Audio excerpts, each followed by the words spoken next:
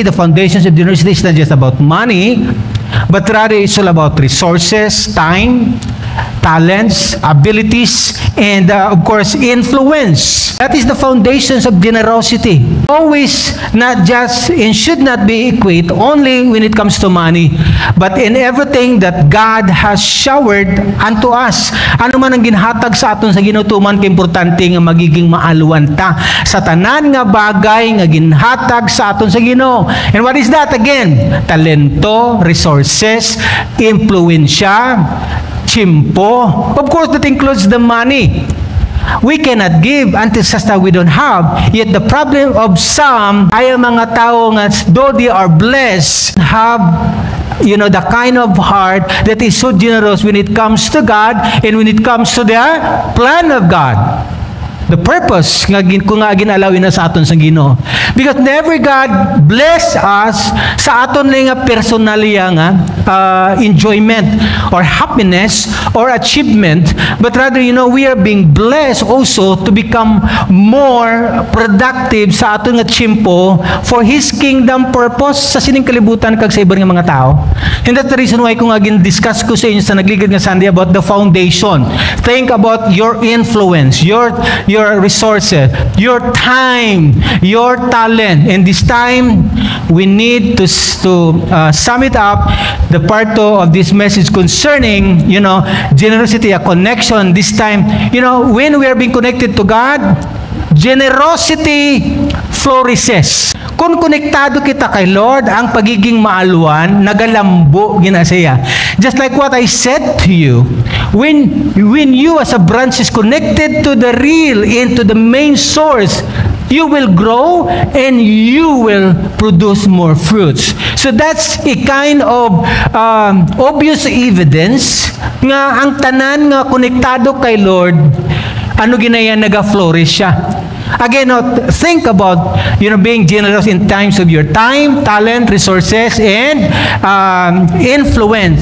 And we are being reminded nga ang pagiging konektado kay Lord nagalambo kag nagabunga. Nga man, kay kung damo ka nagahatag, damo ka nagasakripisyo, damo man ang Ginoo naga-supply. Why? You are being connected. So what's the problem if we are not producing? If we are not giving? It's either we stop connecting or we are not being connected or disconnected because we are being affected by the world system. So that's amo na kung gusto ko itudlo sa inyo. Again, generosity connections to God is the idea that giving enriches our relationship with God.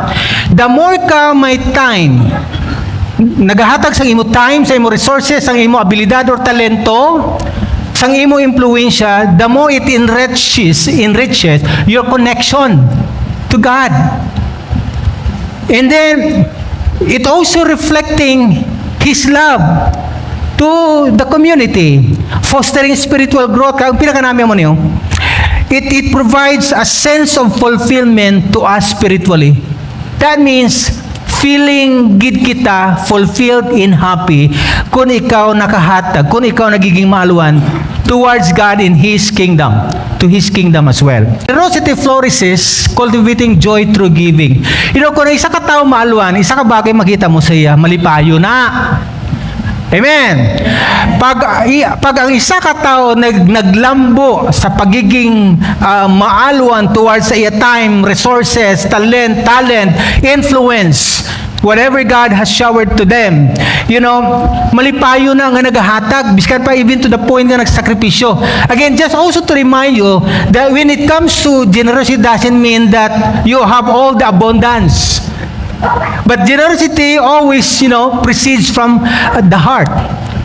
Ara mismo yan sa tagipusoon. Ang tao yung maaluan, hindi kinanglan nga manggaranon siya, anay, when it comes to many things. Ang tao nga maaluan, biskan niya, ara sa medyo piga-piga, maaluan gina siya by nature, kag kaya niya magsakripisyo, kaya niya maghatag sa giyapon, even kung kisa, kinanglanon niya pa. Because, ina sa klase sa pagkamaaluan, naghalin mismo sa tagipusoon sa Ginoo. So when individuals willingly share their time, resources, and kindness without expectations of return, Kaya muna yan ang generosity. Creating a ripple effect of goodwill and enhancing the well-being of both the giver and the receiver. We need to understand this. Nga kung ikaw naghatag, nagsakripisyo, don't expect anything. Dapat ma-erase na sa mind naton. Kung totoo nga connected kay Lord, you don't expect in return nga okay, naghatag ko, may balik ni sa akon. Because the principle of giving or generosity, simply, nag-ano lang ginasaya. Whether you expect it or not, it just simply return. Because at the same time, once you're being connected, nag-flow lang ginasa from the source. At the same time, generosity is not just about giving, it's about developing a heart that reflects God's love and grace. Tanaw tablaan na yung scriptures when it comes to our, let's say, one of the characters that are being emphasized from the Bible, especially in the Old Testament. King Solomon, renowned for his wisdom and generosity, famously resolved a dispute between two women claiming to be the mother of a baby by suggesting to divide the child, revealing the true mother's love and selflessness. And his reign was marked by prosperity as he used his wealth to build a grand temple and support for his people. We need isa ka bagay that implies a message of generosity that flourishes nga ang iya pinaka desire, when it comes to God, when he is being asked by God kung anong gusto niya, is simply, God gave me the wisdom. So, ang wisdom that comes from God.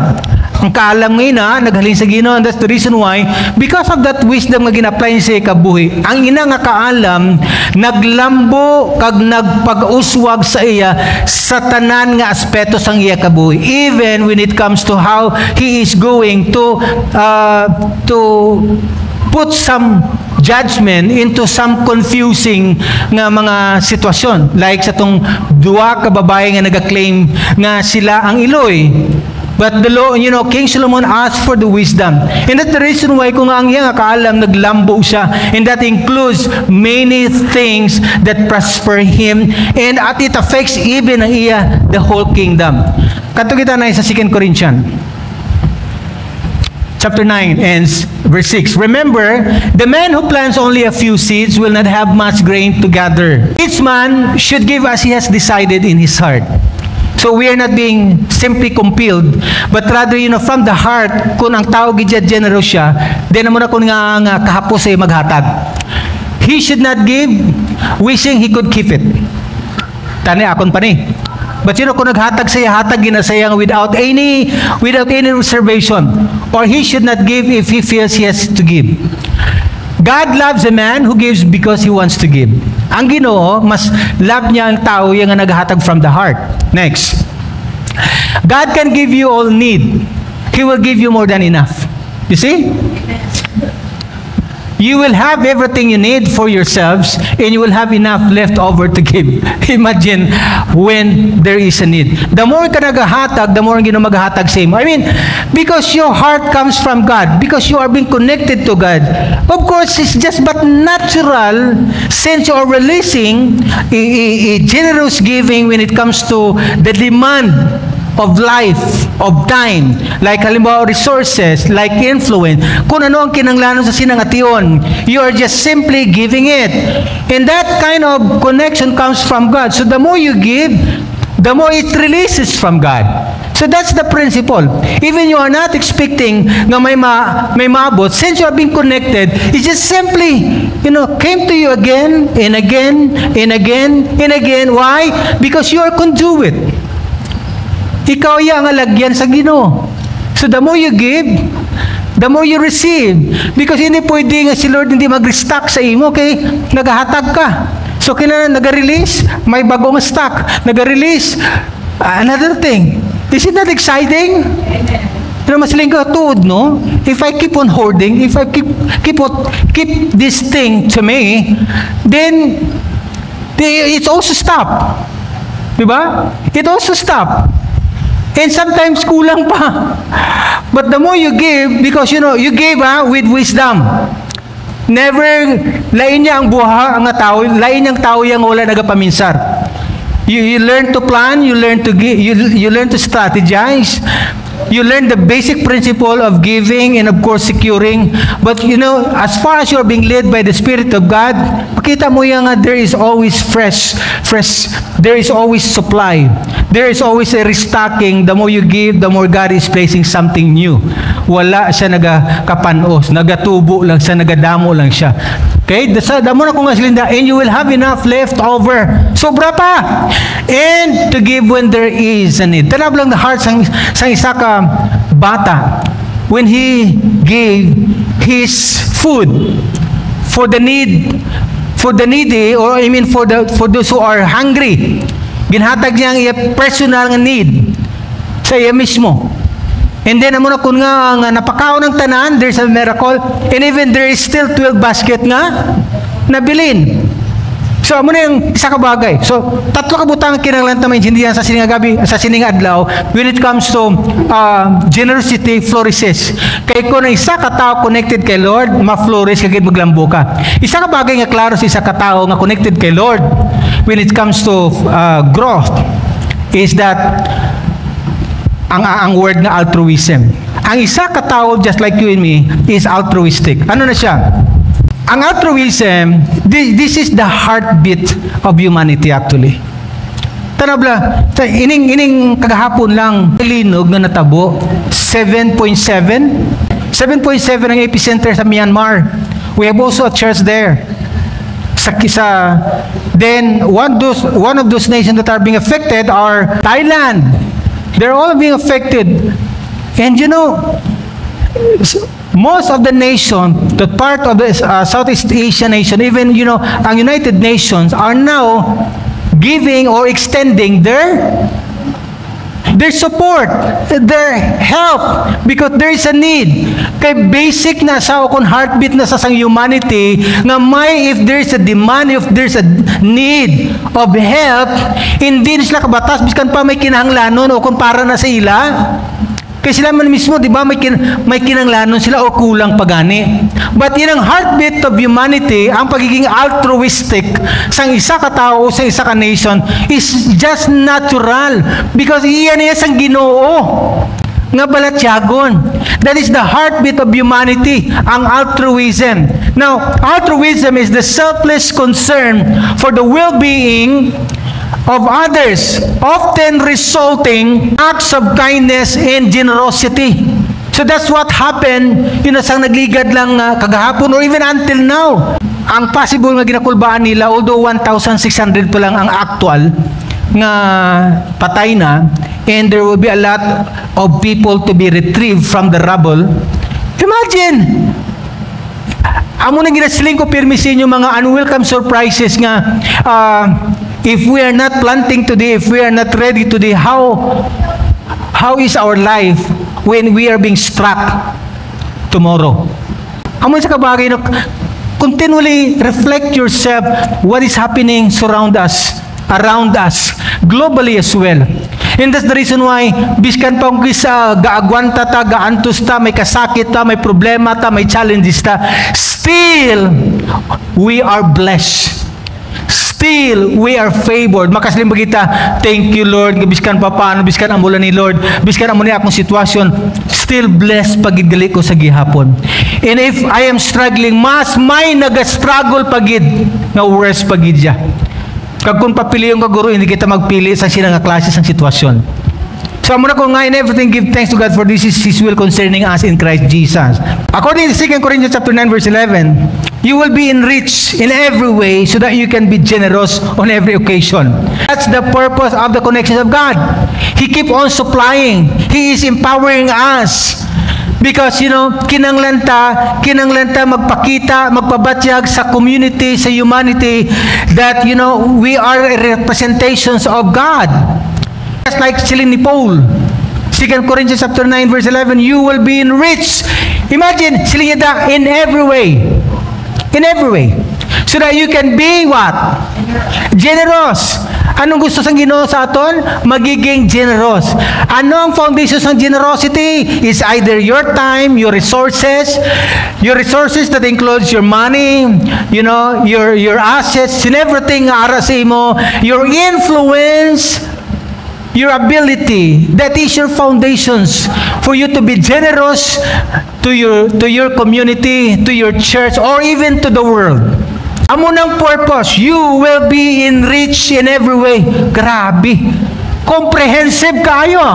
Chilinda, you will be enriched in every way so that you can be generous on every what? Occasion. On every occasion. And through us, your generosity will result in thanksgiving to God. People may give thanks. People may worship the Lord because the Lord sent people just like you and me to them. To ano ba ka namin, when we stand before God, the Bema judgment, we're being judged based on our works. Makasilingkit tayo, makabati kita, welcome the good and faithful servant. Na ano katahom? That's why ko nga isa ka philosopher nga si Cicero, siling niya, gratitude is not only the greatest of virtues, but the parents of all others. Ang pagpasalamat. Nga nagpasalamat ka.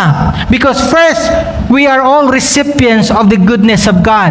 You are being blessed with time here. You are being blessed with family here. You are being blessed with resources. Just name it kung anong mga pag-shower sang blessings sa Ginoo sa imo. That's why, the true connection or the true connected person to God will result unto Him for gratitude. Kag ang pagpasalamat can be expressed in many ways as well. Pero siling ni Cicero, amo na sang pinaka-mother or pinaka-parents of all virtues, ang pagpasalamat. And I believe, when a person are not being reflecting of the goodness, of the miracle, on everything na natabo sa iya, din wala siya sang time nga magpasalamat. But when a person is being recipient or a persons are being affected by all the miracles, natural nga maka-experience sa o kung makasiling sa, thank you Lord, I am blessed today. Thank you Lord that I am saved today. Thank you Lord that you sent this person, you sent this group to me. Like what is happening right now. That's why amo nang dalo nato sa prayer, because there's still a lot of people that are being trapped in a rubble. Nga sa din, budlay pa i-retrieve up until now. And just keep on praying for the miracle of God. That even on their darkest time, they will experience, the miracle of God. Just think of a tree that bears fruit when it comes to analogy. The more it receives from the sun and soil, the more it can give our generosity. The Lord is the one that provides. Like halimbawa, if we are a tree that bears fruit, are always being recipients of the sun. Adlaw-adlaw. The sun. And silindra, the more it can give. So our generosity flourishes as we recognize in gratitude for the blessing we've received. Again, ang tao nga connected kay Lord, amo na kasimple. The person that are being connected kay Lord, generous ginasa. Amen! Amen! Hindi buhaha. Again, ang tao nga connected kay Lord, generous na siya, pero hindi siya buhaha. Kabalo siya maghatag sa insakto, sa mga time nga kinahanglanon. Inang naintindihan niya. Inang being led. He is being convicted. Amo na yung tao nga guided by the Spirit of God. So, ano ang kinalain? Ano ang relevant sini sa atong kabuhi? When we give, we acknowledge that all that God does for us, kung naghahatag kita. When we think about giving, again, always think about this. Either your time, like this one. You spend time here for 2 to 3 hours, o halimbawa nagbisita ka sa isa ka tao that needs prayer, that needs follow-up, that needs a life group. That's how you're going to spend time with God. Nga mas maalwan ka sa mga buluhaton sa Ginoo. Mas maalwan ka sa mga ginapahimo sa imo sa Dios. So, when we give, we acknowledge all that God does for us. Kay may ginahimo nga mayang Ginoo sa akong kabuhi. Our kindness, ang imo kaayo, reflects on our community and creates a cycle of gratitude. Makita, mabatyagan, diri, sa imo pamilya, sa imo palibot, sa di ka man gimbutang sa Ginoo, it always being filled. Nga because you are being connected to God. Pareho ka mo tagipuson sa Ginoo, pareho ta tagipuson sa Ginoo. That's why mo na ko nga, when you saw the need, you are being moved with kindness and compassion. Chapter 9 verse 36, that's how Jesus Christ are implying a message of compassion nga hindi siya makabatas. And that's the reason why even He used a parable of the Good Samaritan nga hindi siya makabatas, biskan sako siya, hiktik ang iyang schedule, but when it comes to the need, kaya niya mag-spend time generously sa tao nga nagakinahanglan. Kaya niya maghatag sang chimpo, biskan way na sa chimpo. Kaya niya maghatag sang iya resources kag magdala sa sila nga tao into an inn para ma-take care. When you are being connected to God, you will always find time. You can do some sacrifices for that appointed time as well. Amo na yung relevant. Generosity not only blesses others but strengthens our relationship with God. Importance ni when it comes to being altruistic. Kaya ang generosity not only blesses others. Wala ka lang nag-bless sang sino man, but strengthens your relationship to God.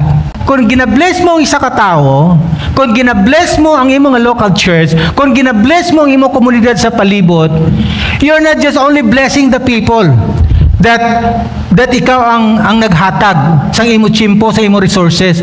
But you know what? The most significant here, you are strengthening your relationship with God. And for a person na being connected to Him, amo isang pinaka the best mo nga fulfillment sa life mo. Happy ginang isa ka tao nga nagahatag, kag nagabless ang isa ka tao sa isa ka grupo, nga man kay amo nang balatyagon sa Ginoo. Kung amo na ka-happy, imagine nga si Lord happy. Inang happiness, joy nga nabaton mo, amo na na-experience na actually ni Lord. That's why it conveys to you nga amo na ang feelings ang tao nga nagapagamit kay Lord in terms of generosity. Again, time, talents, resources, or your influence. Hindi man sa tarangat yun kwarta. But your connections to other people could mean a lot to someone. That is also generosity. Pero ang tao yung atamaran, kay masinsako ko, gusto mo ko tayo makabulig, may kilala mo ko tani, galing isako ko. Imagine, sa parable of the Good Samaritan, prior to that Samaritan, may duwa to kalagad sang Ginoo, a Levite and a priest. Pero ini sila, nangita sang dahilan. Una sa tanan, dapat ila nga call para magbulig, pero wala nila nahimo. Isa ka tampa sa ila kay mismo ang pinakasako nga tao nga negosyante, magsilika negosyante, sako kayo, naghatag chimpo because there's a need. There is a need nga hindi pwede paligaran. Amo na diriya ginbatol niya ang procrastination. Yes, I know, kinahanglan sa buligan, galing may appointment ko. Hindi ko pwede, malakat na lang ko anay. Mapray na lang ko sa imo nga may magluwas sa imo dira. Pero ikaw dapat ang itawag ni Lord mo.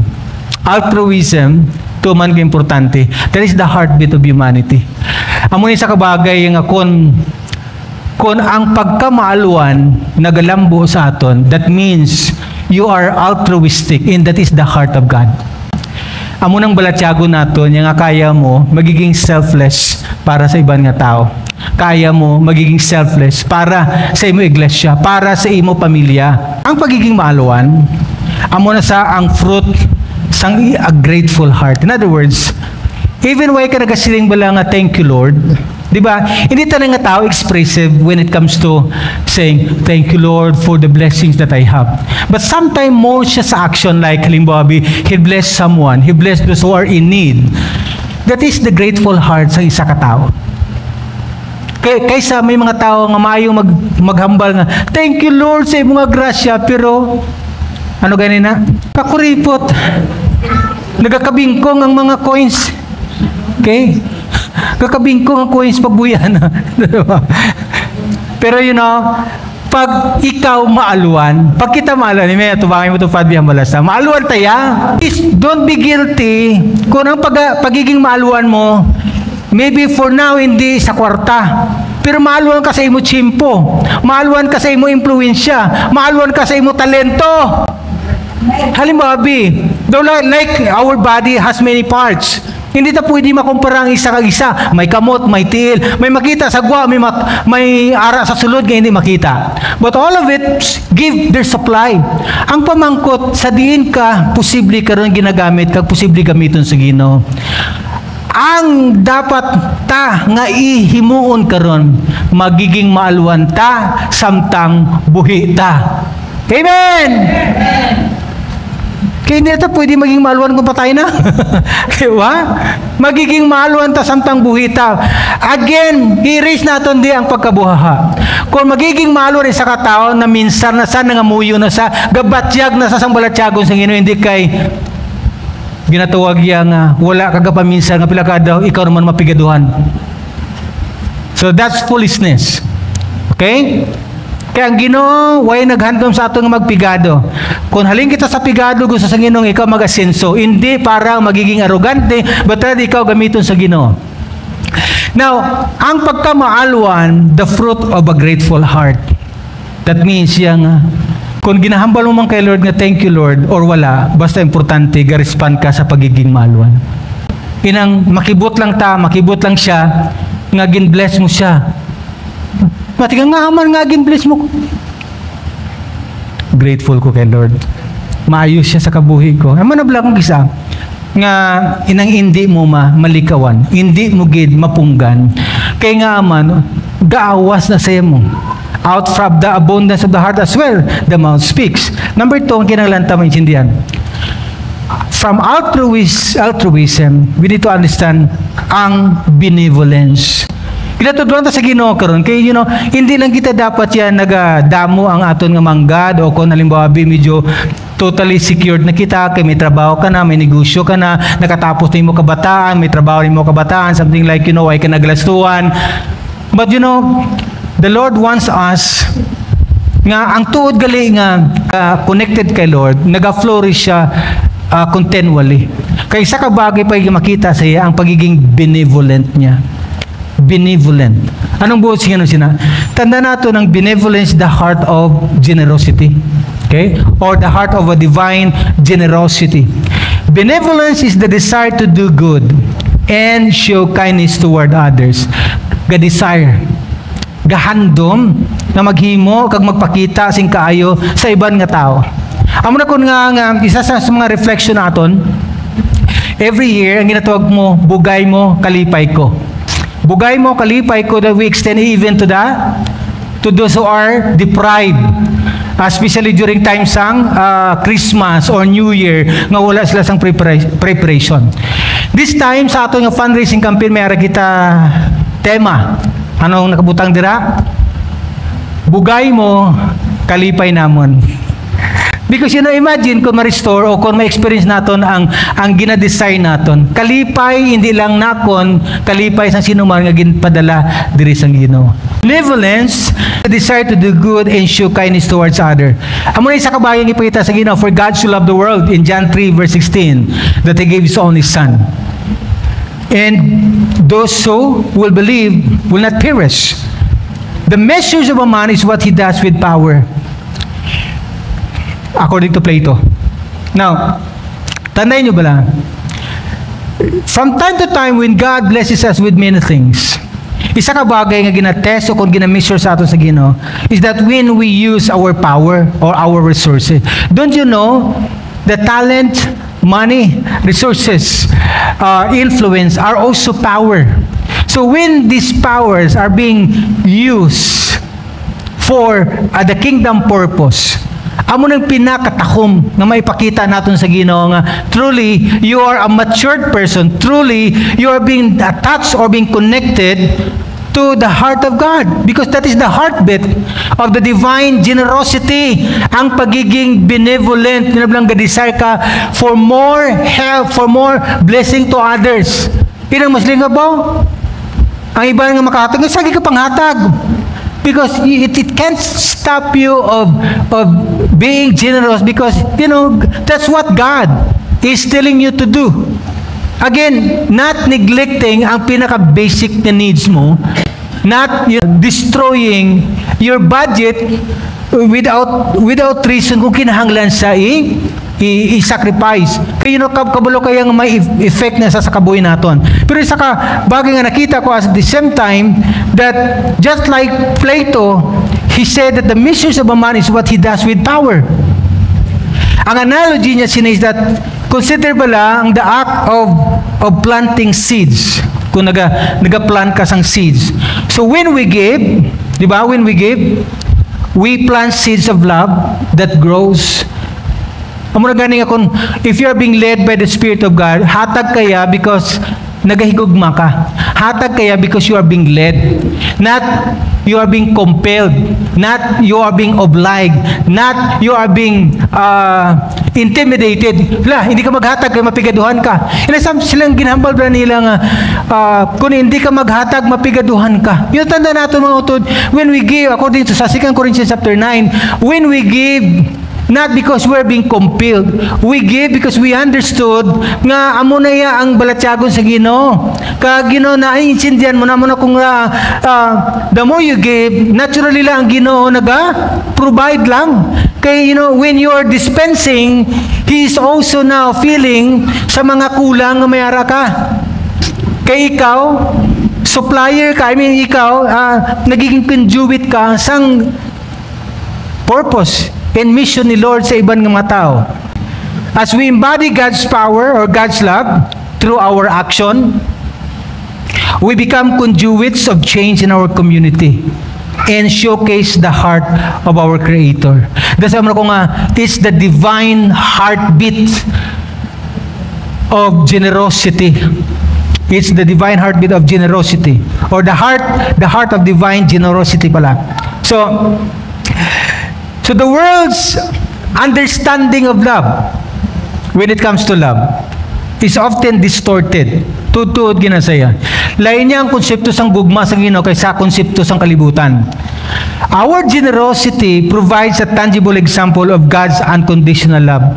Kaya nga man, siling ko sa inyo liwat bala, kung connected ta kay Lord, means you are tangible to the community. You are tangible to your church. You are tangible to your family. What I mean is that mabatyagan ka. Mabatyagan. Maaluan. That's why when we're being connected, you flourishes. Nagamuwad ka. Nagauswag. So, the more we hoard, the more we lose the experience of being bless and supply more o ang freshness ng provision sa Ginoo. Kaya man, it stopped there. So muna kung we are not the same with the world. Siling pa ni Pablo ganis, do not pattern yourself to this world. Diba? But be transformed by the renewing of your mind. So, kumbaga, ang konsepto sang aton pagiging maaluan are being connected to the generosity of God. When you give, you are not expecting someone of the return. The same like when Jesus Christ died for us, He died, because He loves us. Now, when love start to be open to someone, then amo nang rason kun nga mas naintindihan mo na ang magiging maminatudon man. So this is how we're going to do our part when it comes to being benevolent, reflecting God's love through generosity.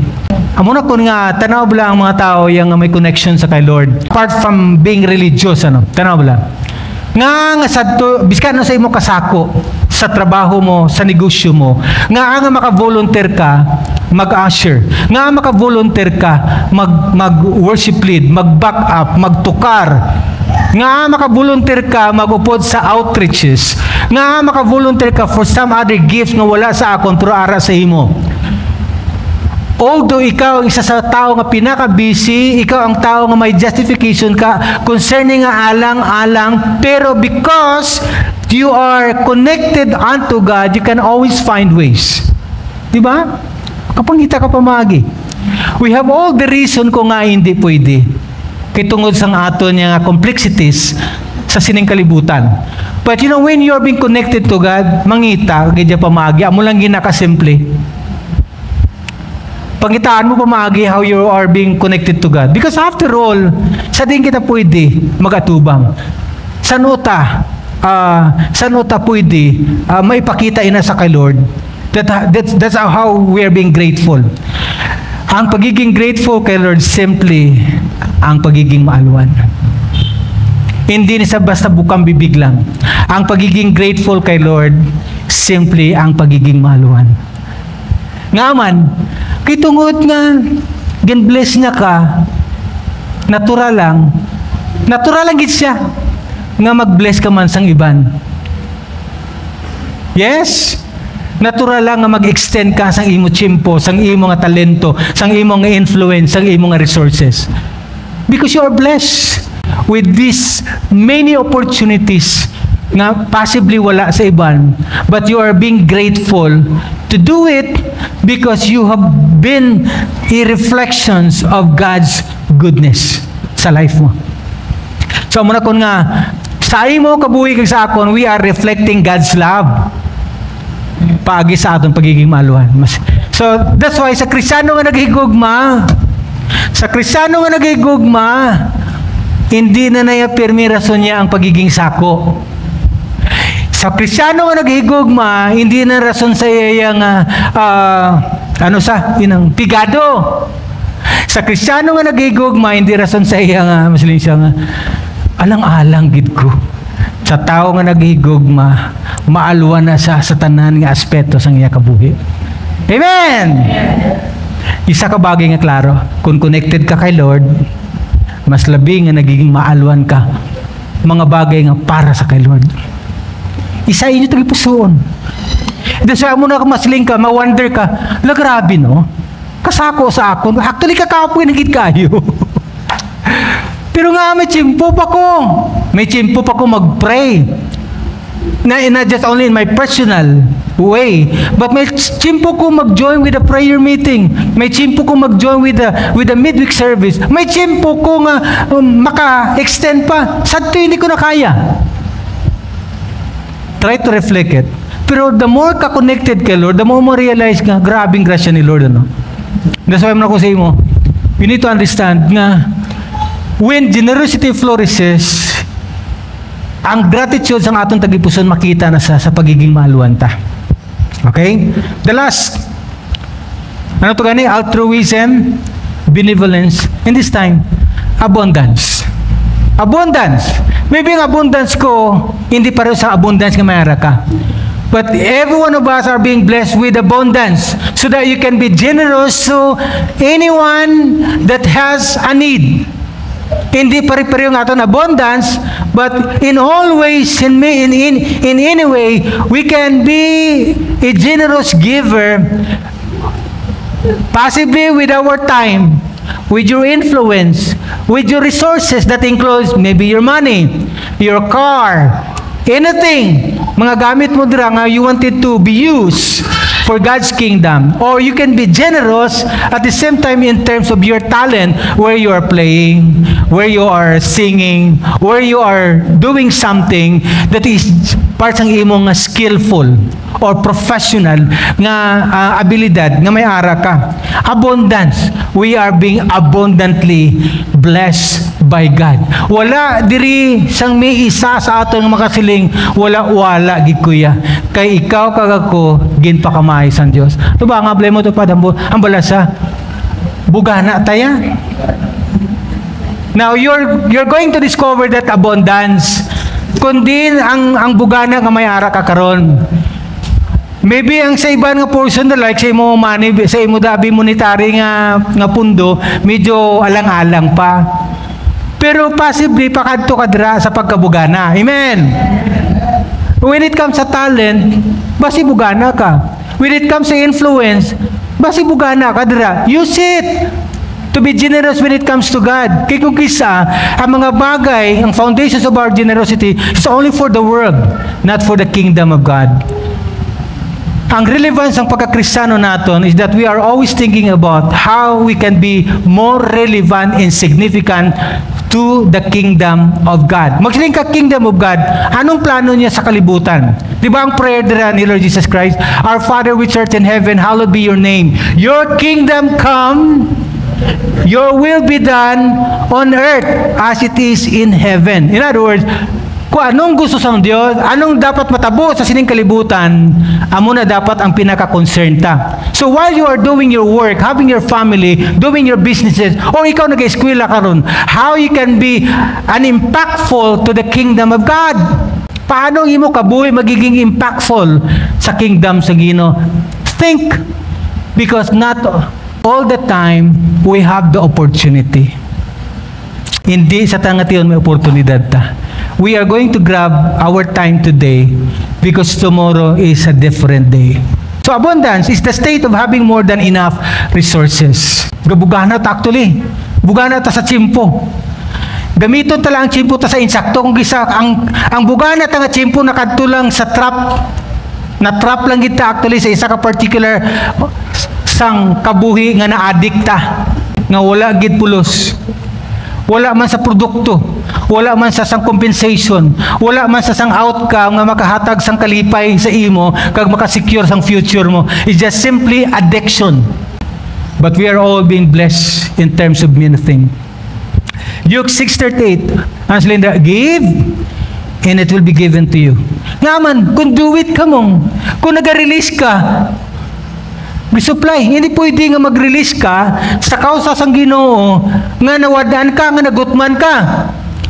Kung konektado ka kay Lord, when you are being led, hindi pwede pakawayan ka sa Ginoo, papigaduhon ka sa Ginoo. So when you give, according to the conviction, to the leading of God, it will be given to you. And sila dira, a good measure. A good measure. So hindi ka dihado. Hindi ka dihado. Alright? So when you are being generous as the Spirit of God leads you, you are not, hindi ka dihado. It will be given to you, a good measure, pressed down, ano pa? Shaken together, ano pa? And running over will be poured into your lap.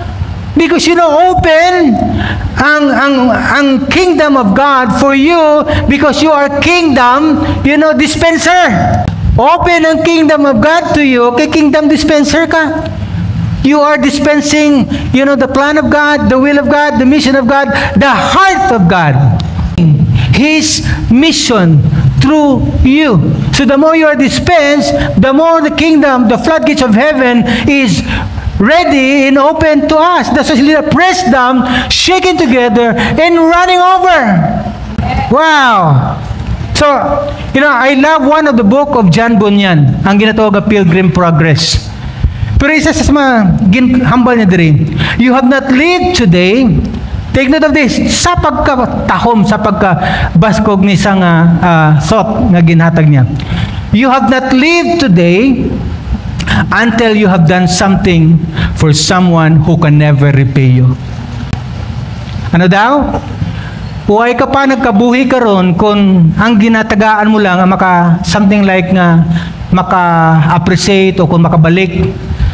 But according to John Bunyan, siling niya, you have not lived today until you have done something for someone who can never repay you.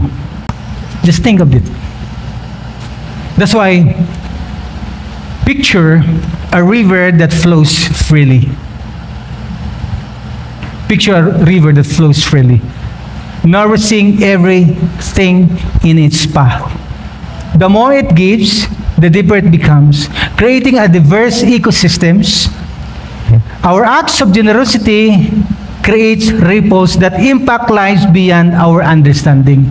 Dosa mo na ganito, ang tao nga generous sa anuman nga aspeto sa foundation sang iya pagkamaaluan, makita mo direya nga ang iya kabuhi nagiging impactful na sa kabuhi sang sinuman nga nagiging daluyan sang iya pagiging maaluan, or even sa iya iglesia or sa iya community, where people will always appreciate, recognize everything nga ginhimo mo. Muna nga hindi mo gid malikaw ng tao yung magpasalamat sa kay Lord kag magpasalamat sa imo, because you are such a great blessing during the time or even up until now. So ano relevant niya sa atong kabuhi karon? True generosity is selfless and empowers others. Ang pagiging maaluan, selfless. We say you are not thinking of yourself, but rather thinking about others, about the ministry, about the church, about the mission, about the leading of God. When you are being generous, you are empowering others. When you are generous, you are making a smile to someone. Talab lang tao. Duway pag ko nakakita. When you are blessing someone, kumasiling, thank you. But anuman kagamay o kadako, anuman ang gini-impart mo nga foundations of generosity, grabe ginang appreciation niya. Super, from the bottoms of their heart, thank you. Ang word nga thank you, mabalaan mo gid, ma-feel mo gid kung tuod na sa nga na-appreciate nila. Because when you give time, when you encourage, when you allow your resources, when you extend your money, when you allow your talent, when you use your influence as a means of your generosity, after that, when people reflected it, o kung medyo okay na sa mga kasiling, thank you so much. I really appreciated. Me and my family really appreciated. Thank you so much. Ikaw lang gid. Something like kalimbawa sa pagibla kon inang matingala kang ini nga tao naghatag sa imo. Because that person is being led by God, because that person is connected by God. And then this person who are recipient masiling, hala, ka-timing gid, kinanglanon ko gid now. Thank you, Lord. Thank you. Wala, kag hindi ka makakita sang tao nga gapamurugso, kag nagapamuyayaw, kag nagapangaki, nga nabuli-buli ka sa ako niya, pangitagaan mo ko sa nga mo ni kadako. But gamay man o dako, ano man ang ginhimo mo, nga nagsakripisyo ka, wow, grabe, ang iya sinaiyahom, ang iya sina kalipay, ang iya sina appreciation, truly you are being recognized. And when you see it, when you hear it, when you feel it, don't you know nga, kung nalipay ka, how much more ang Diyos nalipay? Because you are being connected. Nasama na ko nga sa imo, kag sa akon sa sining adlaw,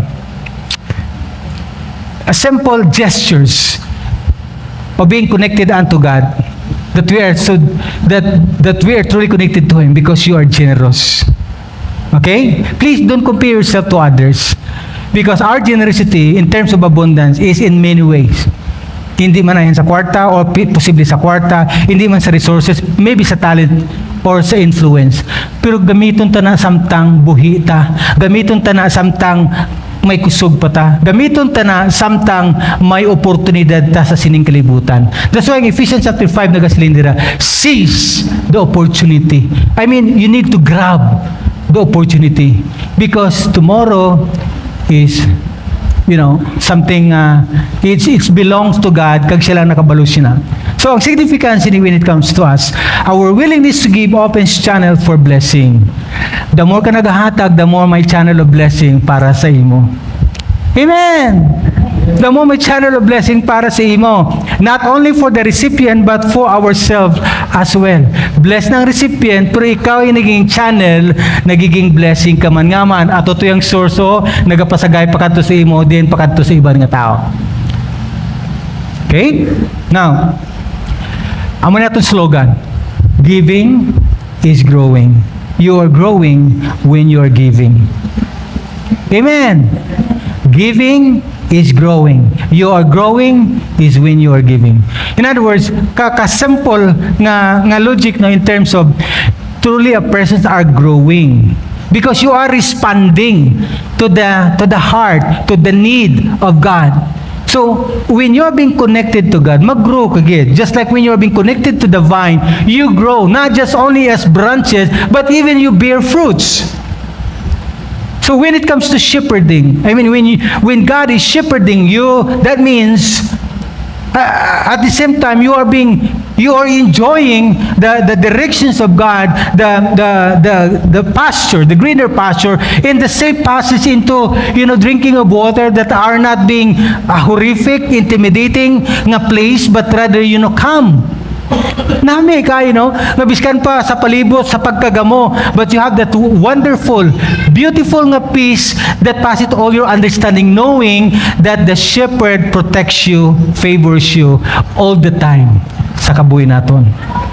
Now, that's the reason why being generous are just simply the gestures of being connected to God. Although there are people who are not believers of God, yet they are being generous. Ang point na akong dire mo ni, kung Kristiyano ka that are not being generous, it's a big questions. You are not growing. We are not growing. Because if we are generous, we are giving. We are growing. Hello? Hello? Now, here's my question. What kind of legacy are you creating with your generosity today? Think of this. Our foundations of generosity, that includes your resources, your time, your talent, your abilities, your influence. Pamangkot. What kind of legacy are you creating with your generosity today?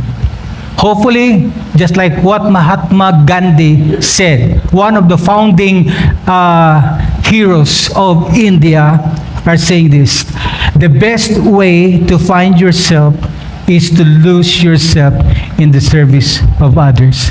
And that's the reason why ang church, isa sa mga ginagamit sa Ginoo to serve the community. To serve the community. So, if we are not losing something, di ba? If we are not losing something for the sake of God, we are missing our life's opportunity, golden years. We are missing our life golden years. Hindi lang po siguro naka-50 ka, but I mean, ang opportunity nga makaalagad ka kag maging conduit ka kay Lord. Kanami, nga conduit ka, that you're truly connected. I believe nga sa imo kag sa akon, the best way to find yourself, just like Mahatma Gandhi said, is to lose yourself in the service of others. Amo na kun nga iban sa aton diri, may time siya of generosity. I mean, he is generous in terms of his time. Makaubod sa sa life group o kung nagakandak sa life group, even without compensation, not expecting the reward. Nga man, service na to God, to others. Kaya halimbawa kung masunod ka lang kay ginabayaran ka, at that is not generosity, you are compensated. Ang tao yung connected kay Lord, biskan why na promise of compensation, biskan pa ang ginkatuan niya nga, why na sa nag-expecta rin nga itagaan sa love gift or amuning matabo siya kung after 3 years. No, just simply, he or she has that kind of heart that are being connected to God. Nga enjoy siya sa paghimo, sa anuman nga ginapahimo sa iya sa Ginoo. Don't you know that it is generosity?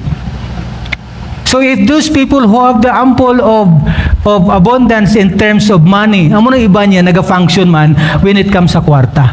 But iban when it comes sa social media. Ang iban in terms of talent. Amo nang ginahimo sa aton mga young people in young adult today nga damo chimpo sa talento kag mga abilidad nila.